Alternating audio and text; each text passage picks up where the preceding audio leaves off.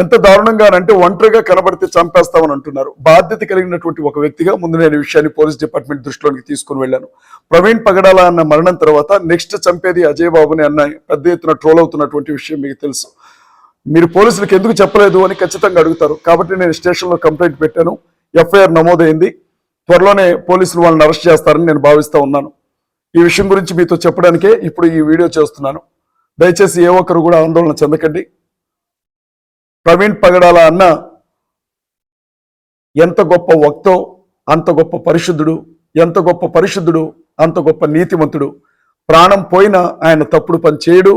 అలాంటి పరిస్థితే వస్తే ఒకవేళ చనిపోతాడేమో, కానీ అలాంటి స్థితికి దిగజారడు.